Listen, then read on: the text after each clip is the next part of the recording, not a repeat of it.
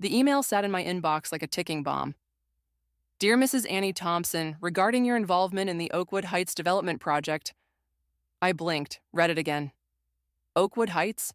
I'd never heard of it, yet according to this email, I was apparently a key investor. My name is Annie, and until 10 minutes ago, I thought I knew everything about my life, my marriage, and especially my finances. As a forensic accountant, numbers are my sanctuary. They don't lie, they don't pretend, and they always tell a story if you know how to listen. Earth to Annie. Judy waved her hand in front of my face, her coffee going cold on my desk. You've been staring at your screen for 5 minutes straight. I turned my monitor toward her. Have you ever heard of Oakwood Heights? She squinted at the email. No, but isn't that the kind of thing Tom handles for you guys, since you gave him control of your inheritance? The mention of my inheritance made my stomach clench. 6 months ago, I'd signed everything over to Tom. It's just easier this way, baby, he'd said, flashing that smile that still made my knees weak after 7 years of marriage. You handle enough numbers at work. Let me take care of our future. Yeah, I replied to Judy, forcing a smile. You're right, I'll ask him tonight. Speaking of tonight, Judy perched on the edge of my desk, her eyes sparkling. Don't forget it's your anniversary dinner, though I still can't believe you're working today. Tom's taking me to La Maison, I said, trying to match her enthusiasm. He's been talking about it for weeks. Of course he has. Mr. Perfect, always planning the perfect surprise. Judy's tone carried an edge I chose to ignore, just like I had for years. The rest of the afternoon crawled by. I couldn't focus on my cases. My mind kept drifting back to that email. At 5:30, I packed up, but something made me forward it to my personal account before logging off. Home was our dream house in the suburbs, all brick and columns and perfectly manicured lawn. Tom's Tesla wasn't in the driveway yet. I kicked off my heels and headed upstairs to change, but stopped at his home office. The door was usually locked, but today it swung open easily. I told myself I was just looking for documentation about Oakwood Heights. Nothing more. His desk was immaculate as always, but a file was sitting slightly askew in his otherwise perfectly aligned stack. The label read, Property Holdings, Q2. My hands shook as I opened it. Inside were property deeds, investment reports, and bank statements. Lots of them. My grandmother's inheritance had been substantial, nearly $2 million, but these numbers were far beyond that. And the dates. Some of these transactions predated my inheritance. Annie? Tom's voice boomed from downstairs. Baby, are you home? I shoved the file back, heart pounding. Up here, just getting ready. Well, hurry up, beautiful. I've got champagne chilling and reservations at 8. I rushed to our bedroom, mind racing. Tom appeared in the doorway, tall and handsome in his charcoal suit, holding 2 glasses of champagne. Happy anniversary, baby. Happy anniversary, I echoed, accepting the glass with trembling fingers. He pulled me close, nuzzling my neck. 7 years. Can you believe it? Sometimes it feels like yesterday, I said, and it was true. I could still remember our first date, how he'd charmed me with stories of his real estate empire, how he'd made me feel like the most special woman in the world. Get dressed, he whispered. I've got something big to tell you tonight. As I slipped into my black dress, my phone buzzed. Another email, this time from an address I didn't recognize. Mrs. Thompson, urgent matter regarding Christina's trust fund allocation. Please confirm transfer authorization. Christina? What trust fund? Annie? Tom called up. Car's waiting. I deleted the email, grabbed my clutch, and headed downstairs. Tom held out his arm, ever the perfect gentleman. As we walked to the car, I caught our reflection in the window. The picture-perfect couple. But cracks were appearing in that picture, hairline fractures that threatened to shatter everything. You okay? Tom asked, opening my door. You seem distracted. I smiled, leaning in to kiss his cheek, just thinking about how lucky I am. He beamed, and I felt sick, because in that moment, I knew, really knew, that something was terribly wrong. And I was going to find out what it was, even if it destroyed everything I thought I knew about love, marriage, and the man I'd trusted with my heart and my future. The numbers don't lie, and they were telling me a story I wasn't sure I was ready to hear. La Maison's soft lighting couldn't mask the tension I felt as Tom ordered another bottle of wine. My mind kept drifting to those files, to the mysterious Christina, to all the numbers that didn't add up. You're awfully quiet tonight, Tom said, reaching across the table to take my hand. Something on your mind? I squeezed his hand, buying time. Actually, yes. I got an interesting email today about Oakwood Heights. Ring any bells? His smile didn't waver, but something flickered in his eyes. Ah, that. It's a new development project I'm working on. Nothing for you to worry about. But the email said I was an investor. Just legal stuff, baby. You know how these things work. Since we consolidated our assets, some documents list both our names. He waved the waiter over. More bread? I shook my head, my forensic accountant's brain screaming that this wasn't how things worked at all. But I smiled, played my part, and let him change the subject to his latest golf game. The next morning, I waited until Tom left for his breakfast meeting before making my move.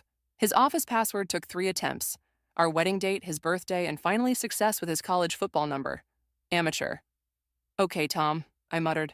Let's see what you've been up to. His email revealed a complex web of accounts and properties. I started copying everything to a USB drive, my hands steady despite my racing heart. A folder labeled Personal caught my eye. Inside were hundreds of receipts. Hotels, restaurants, jewelry stores, all in cities where Tom claimed to have business meetings. My phone buzzed. Judy. You okay? She asked without preamble. You looked ready to crack last night when you left work. Can you meet me? Now? Give me 20 minutes. Coffee shop on 4th? The cafe was quiet when I arrived. Judy was already there, 2 lattes waiting. I pulled out my laptop and showed her what I'd found. Holy shit, she whispered, scrolling through the documents. Annie, these transactions, they're not just shady, they're potentially criminal. Look at these dates. He was moving your inheritance money before you even signed it over. There's more. I pulled up the email about Christina. Who is she, and why does she have a trust fund connected to my accounts? Judy's face went pale. Wait here. She rushed to her car, returning with a stack of papers. I've been doing some digging since you mentioned the weird email yesterday. Found this in public records. My coffee went cold as I stared at the document. A property deed for a house in Riverside, purchased 3 years ago. Listed owners, Tom and Christina. I need to see this house, I said, standing up. Annie, wait. Are you coming or not? 20 minutes later, we parked across the street from a beautiful Victorian home. A woman about my age was in the garden, a toddler playing nearby. She had Tom's favorite flowers planted along the walkway, the same ones he brought me every Friday. That's Christina, Judy whispered unnecessarily. My world was spinning. A car pulled into the driveway, Tom's Tesla. I ducked down in my seat, watching as he got out, scooped up the laughing toddler, and kissed Christina like he'd kissed me last night. Drive, I choked out. Please, just drive. Back at my office, I locked myself in the bathroom and threw up. When I emerged, Judy was waiting with water and determination in her eyes. What are you going to do? I sat at my desk, pulled up my banking software. What I do best, follow the money. Annie, he's been playing me for years, Judy, years, using my inheritance, my trust, my love to build this alternate life. My voice was steady, surprising me. But he forgot one thing. What's that? I logged into the forensic accounting database. Numbers are my language, and his numbers, they're about to tell me everything. My phone lit up with a text from Tom. Working late tonight, baby. Don't wait up. Love you. I texted back, no problem, love you too. Judy raised an eyebrow. What? I said, already deep in financial records. He's not the only one who can play pretend. As the afternoon sun faded, patterns emerged in Tom's financial maze. Regular transfers, hidden accounts, properties under shell companies. Each discovery was a knife in my heart, but also a weapon in my arsenal. You know what you're doing could be dangerous, Judy said softly. If he's hiding this much, I looked up from my screen, something cold and hard settling in my chest. You know what's dangerous, Judy? Thinking you can steal from a forensic accountant and get away with it. Tom's about to learn that lesson the hard way. The numbers were telling their story now, loud and clear, and I was finally ready to listen. 3 days of playing the loving wife while digging through financial records had left me exhausted. I sat in my car outside Christina's yoga studio, watching her chat with other women after class. She looked so normal, happy, completely unaware that her life, like mine, was built on lies. My phone buzzed. Tom, miss you, baby. Dinner tonight? Can't. Girls' night with Judy, remember? Another lie to add to the pile between us. Christina walked to her car, and I found myself following her at a safe distance. She pulled into a high-end grocery store, the same one Tom claimed had the best steaks in town. My hands tightened on the steering wheel. Inside, I grabbed a basket and pretended to shop while keeping her in sight. She was in the produce section when someone called out, "Christina, how's my favorite client?" I ducked behind a display as a tall man approached her. His expensive suit and confident stride screamed business. "Joshua, what a surprise," Christina smiled. "Just picking up ingredients for Tom's favorite pasta. He's been so stressed about the Oakwood Heights project." I nearly dropped my basket. "Joshua, I knew that name from Tom's emails." "That man works too hard." Joshua laughed. "But the project's worth it. Biggest development deal of the year. Speaking of which, is he still planning to liquidate those trust holdings next week?" "I think so. He mentioned something about moving funds around. My inheritance. He was planning to move my inheritance." I followed Christina to check out, then watched her load her groceries. As she drove away, I approached Joshua, who was still examining wine bottles. "Excuse me," I said, channeling my inner airhead. I couldn't help overhearing, "You're in real estate?" He turned, all charm and perfect teeth. "Joshua Mills, Mills Development Group, always happy to meet a potential investor." "Actually, I'm interested in Oakwood Heights. I heard it's quite the project." His smile flickered. "Are you involved with the development?" "Not yet, but I'm very interested in the financial structure." He pulled out a business card.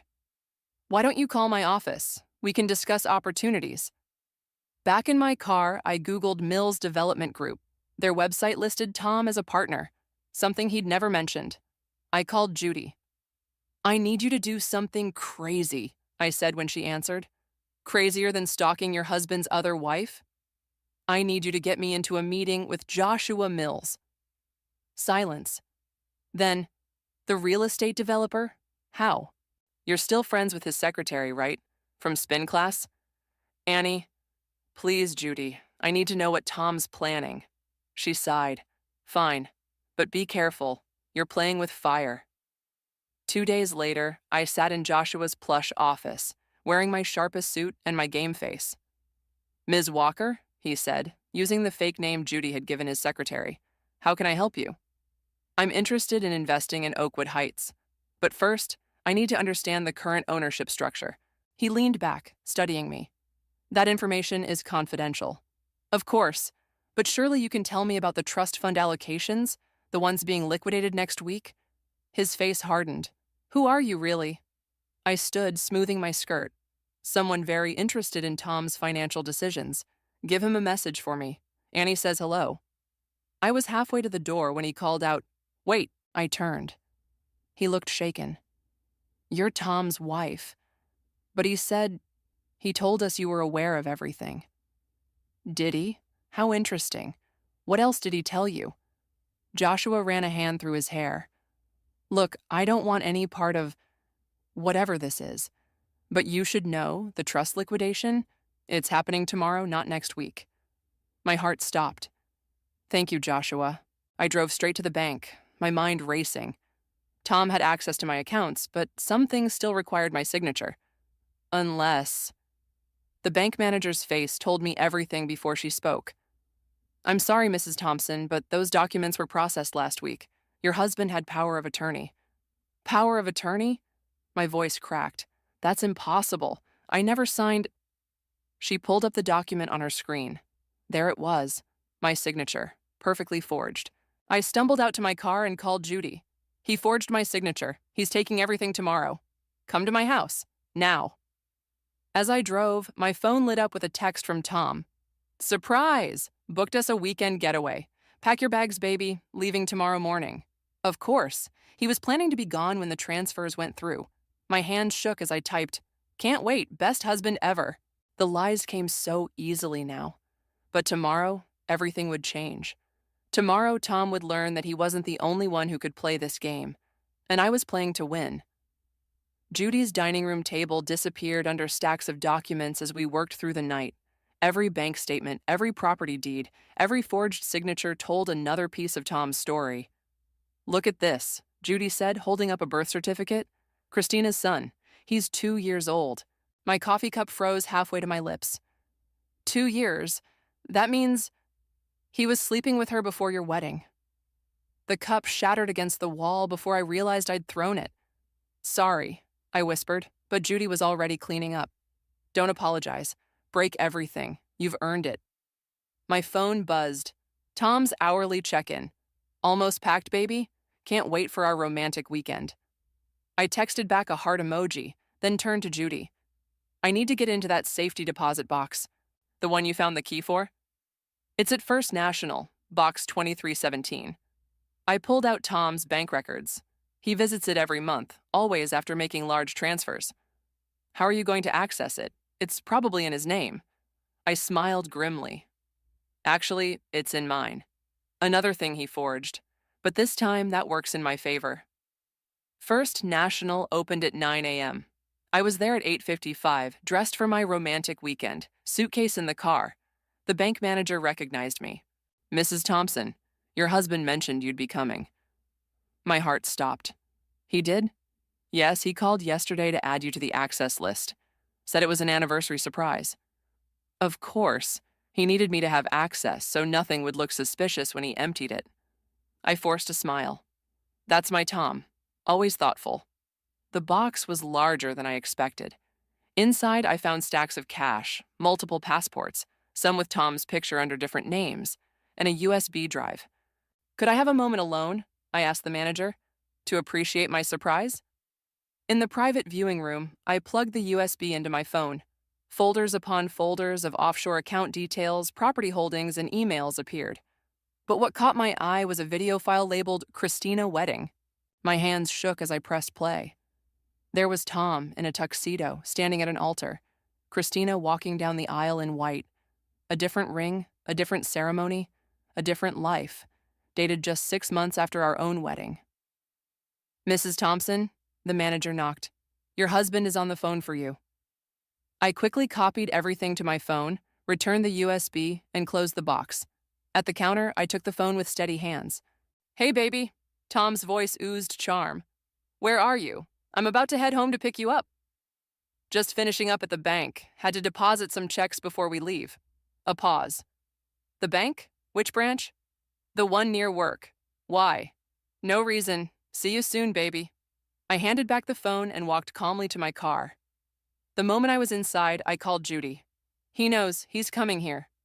Get out now. Come to my place. And Annie? I called in that favor from my brother. Judy's brother was an FBI agent.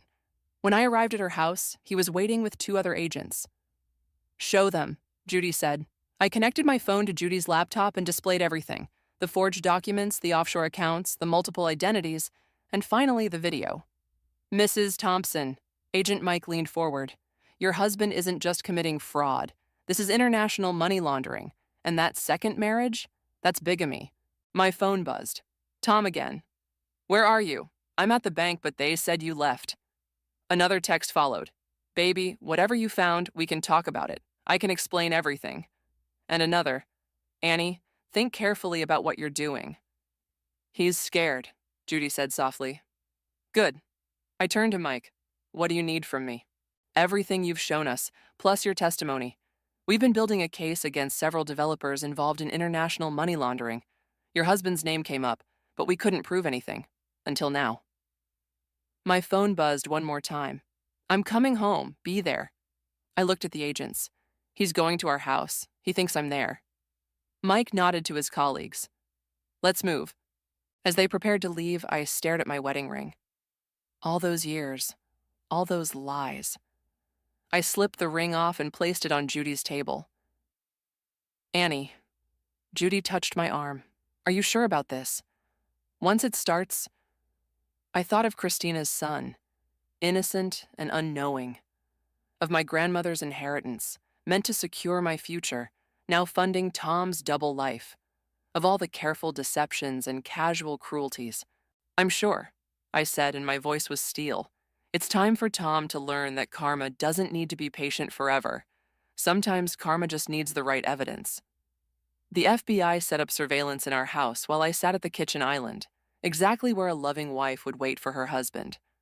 Agent Mike and his team were hidden throughout the house, recording devices ready. Just keep him talking, Mike had instructed. We need him to incriminate himself. The front door opened. Annie?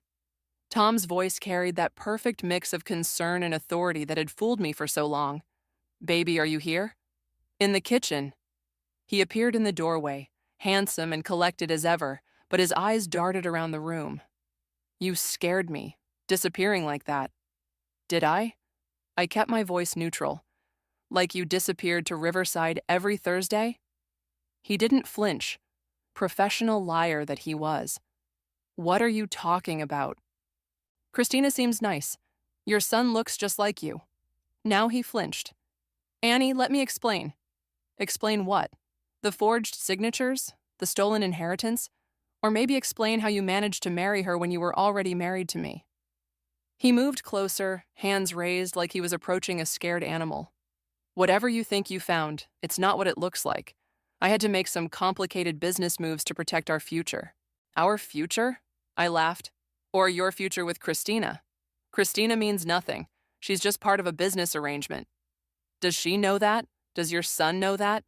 His face hardened. You've been going through my things. Actually, I've been doing my job, following the money. You remember what I do for a living, right? Or did you forget while you were busy stealing my inheritance? I didn't steal anything. He slammed his hand on the counter. Everything I did was to build something bigger. For us. For us? Tell me about Oakwood Heights, Tom. Tell me about the offshore accounts. His eyes narrowed. What did you do? Nothing yet, but I have copies of everything. The forged documents, the fake passports, the second marriage certificate. One call and it all goes public. You're bluffing. I pulled out my phone, showed him the files. Want to bet your freedom on that? He changed tactics, his voice softening. Baby, listen, we can fix this. I'll sign everything back over to you. We'll start fresh. Like you promised Christina? She means nothing. He reached for me. You're my wife. I stepped back. So is she. It's not legal, just a ceremony to keep her family happy while I close some deals. And the baby? A mistake. One I've paid for. He moved closer. Annie, please. Think about what you're doing. If this gets out, everyone gets hurt. Christina, the baby. Do you want that on your conscience? That hit home. Christina was as much a victim as I was. But then I remembered the birth certificate date. She'd known him first. He'd married me while already involved with her. You're right, I said softly. Christina and your son don't deserve this. Hope flickered in his eyes. Then let's talk. Just us. We can work it out. No, Tom, we can't. Agent Mike stepped out of the shadows. Thomas Thompson, you're under arrest. Tom's face went white. You didn't... She did, Mike said, producing handcuffs. And we have everything on tape. 2 more agents appeared. Tom looked at me, and for the first time, I saw real fear in his eyes. Annie, please. I love you. No, I said quietly. You love winning. You love control. But you never loved me. As they led him away, he called back, What about Christina? What about my son? I waited until he was gone before answering softly. They'll be better off without you. We all will. Judy emerged from the living room where she'd been waiting. You okay? No. I sank onto a kitchen stool. But I will be. My phone buzzed. A text from an unknown number. This is Christina. We need to talk. Judy read over my shoulder. Are you going to meet her? I stared at the message, thinking of the woman in the garden with her toddler, living her own version of my lie. Yes, I said finally. She deserves to know everything. And then what? I looked around at my perfect kitchen and my perfect house, all bought with lies and stolen dreams. And then I'm selling this house, starting over. Maybe help other women learn to spot the signs I missed. The signs you caught, Judy corrected. You brought down his whole operation. Yeah, I managed a small smile. Turns out karma doesn't need patience when it has a forensic accountant on its side. My phone buzzed again. Christina setting up a meeting for tomorrow. Want me to come with you? Judy asked. I shook my head. No, this is something I need to do alone. Besides, I added, I have a feeling Christina and I have a lot to talk about. starting with how we're going to rebuild our lives after loving the same liar. The sun was setting outside, painting the kitchen gold. For the first time in days, I felt like I could breathe. The truth was out, the lies exposed, and tomorrow would be different. The cafe where Christina suggested we meet was halfway between our houses. Our real houses, not the fake life Tom had constructed. She was already there when I arrived, her son asleep in a stroller beside her. "I wasn't sure you'd come," she said as I sat down. "I wasn't sure you'd want to see me." A waiter approached. We both ordered coffee, strong and black. When he left, Christina leaned forward. "How long have you known?" "About a week. You?" "The FBI showed up at my door last night." She twisted her wedding ring, identical to the one I'd taken off. "They showed me everything. The other properties, the fraud, you—" Her voice cracked. "I had no idea you existed. I didn't know about you either. But you figured it out. You caught him." "I'm a forensic accountant. Numbers are what I do." She reached into her bag, pulled out a stack of papers. "Then maybe you can help me understand these. They're from my bank accounts. The FBI says most of the money is from illegal activities." I glanced at the statements. The same patterns I'd found in my accounts jumped out immediately.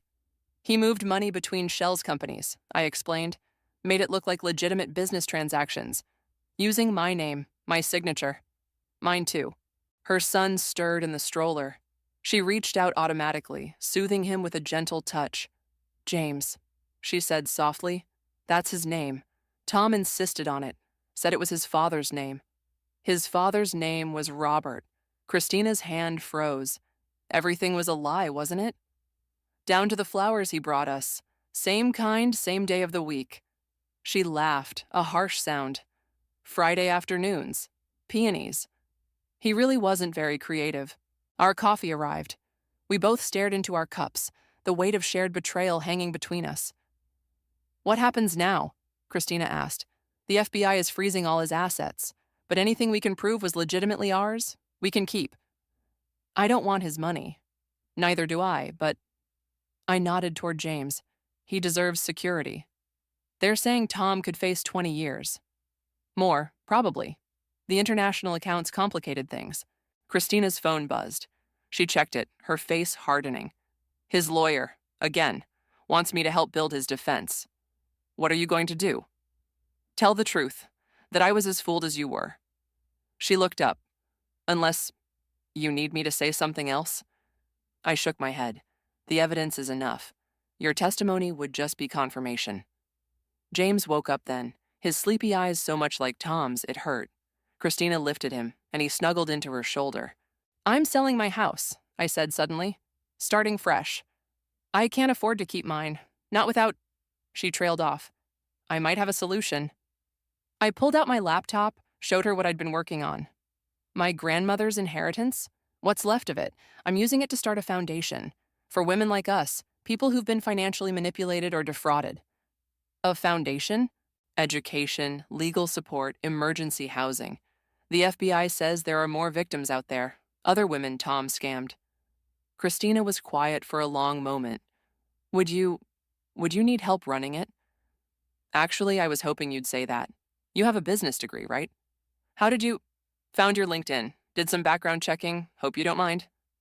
She smiled, a real smile. "Once a forensic accountant, always a forensic accountant?" "Something like that." James reached for my hair, giggling. Christina gently pulled his hand back. "Sorry, he's grabby lately." "It's okay." I touched his small hand. "He's innocent in all this." "No one's innocent," a familiar voice cut in. We both looked up to see Judy standing there. "Except maybe him." "Judy," I started, but she cut me off. "Save it. I've been watching you torture yourself for days about meeting Christina. Had to make sure you were both okay." Christina shifted. "You're Annie's friend? The one who helped her?" "Guilty. And now I'm here to help both of you. First step? Lunch. Real food, not just coffee. You two have a foundation to plan." As Judy pulled up a chair, I watched Christina settle James with some toys. Two women who'd loved and lost the same lie, sitting in a cafe, planning a future neither of us had imagined a week ago. My phone buzzed. A text from Agent Mike. Tom's talking, says he'll give up his international contacts for a deal. I showed the message to Christina. She read it, then looked at me with steel in her eyes.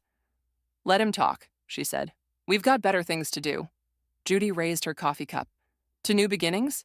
Christina and I lifted our cups. To new beginnings. And to karma, I thought. Sometimes it doesn't just balance the scales. It opens doors you never knew existed.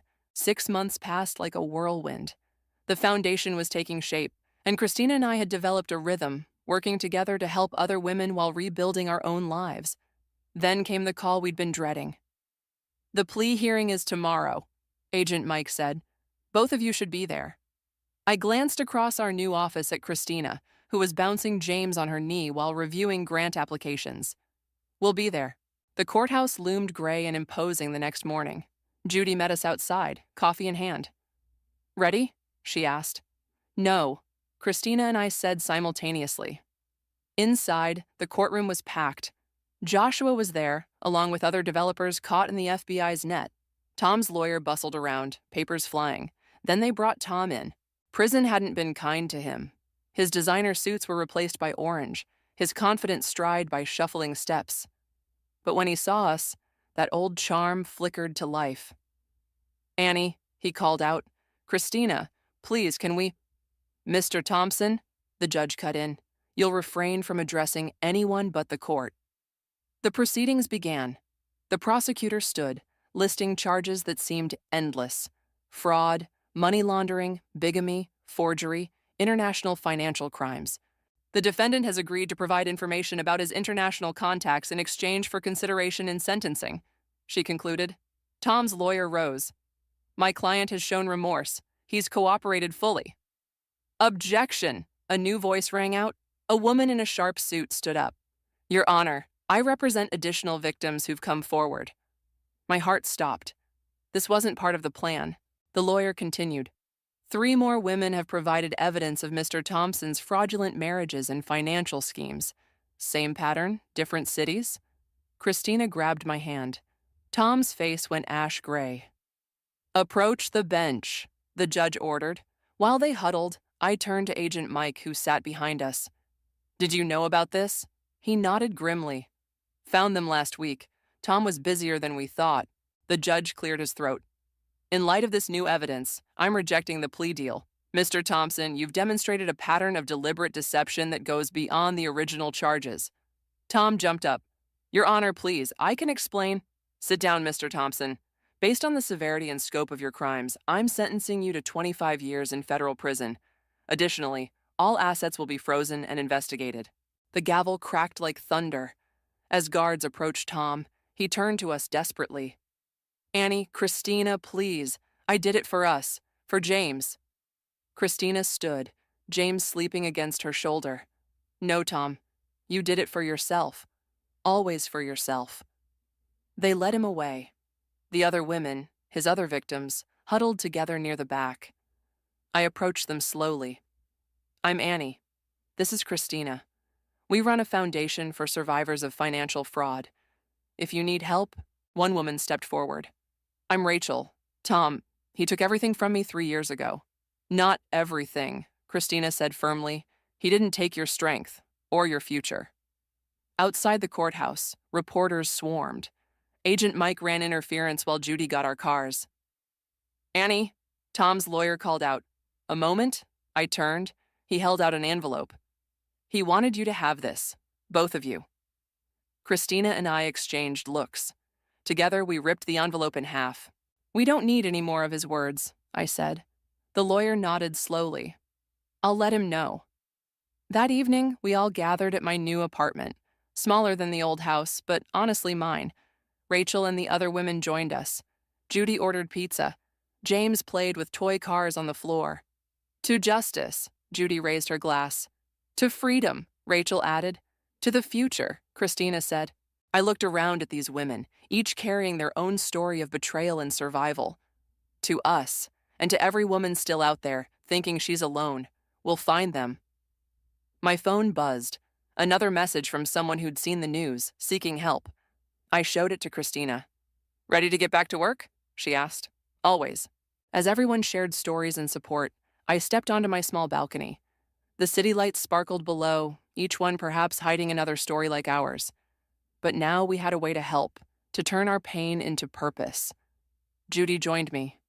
You okay? Better than okay. I smiled. For the first time since this all started, I feel free. You did that. You freed yourself, and now you're helping others do the same.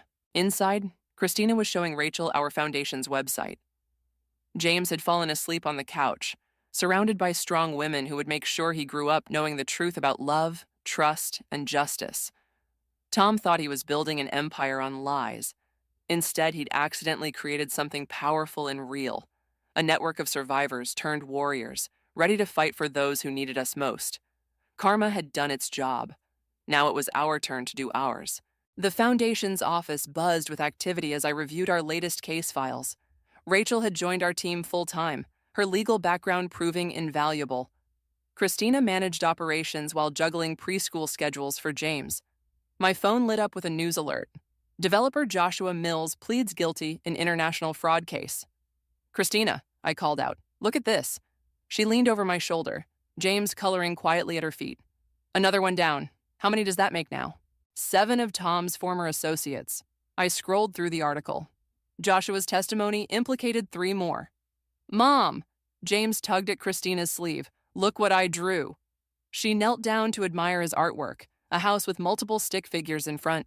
Who are all these people, honey? That's you and me and Aunt Annie and Aunt Judy and Rachel. He pointed to each figure proudly. Christina's eyes met mine over his head. Neither of us mentioned the missing father figure.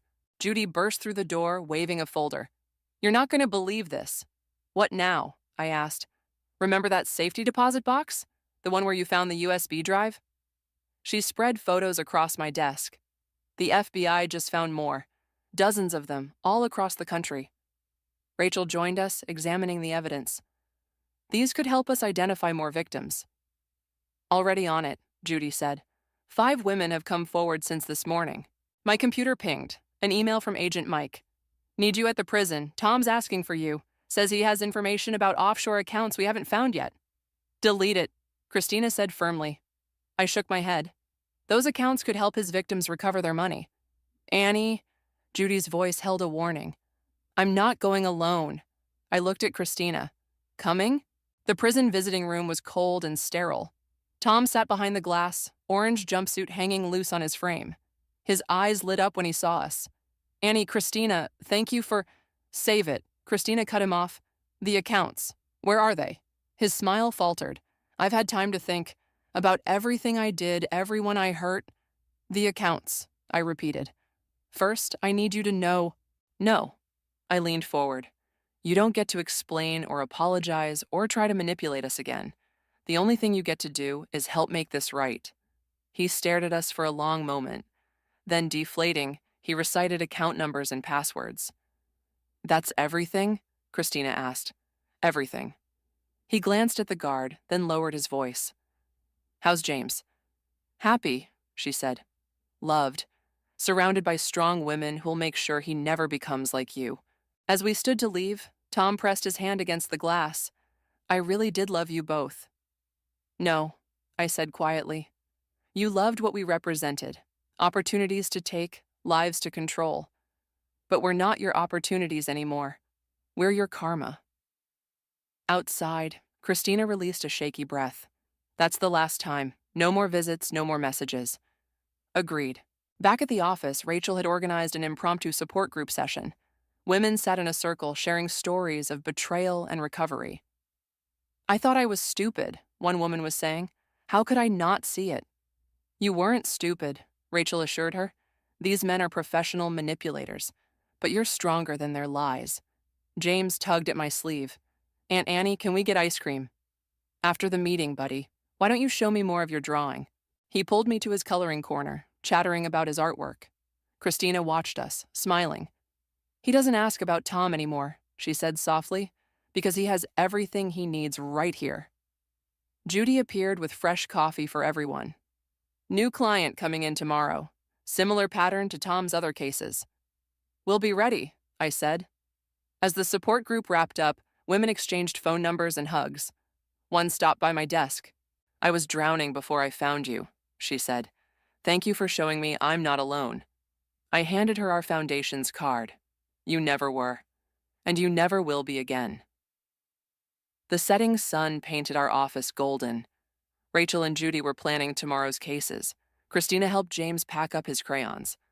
On my desk, a framed photo showed all of us at the foundation's opening, our chosen family, built from the ashes of betrayal.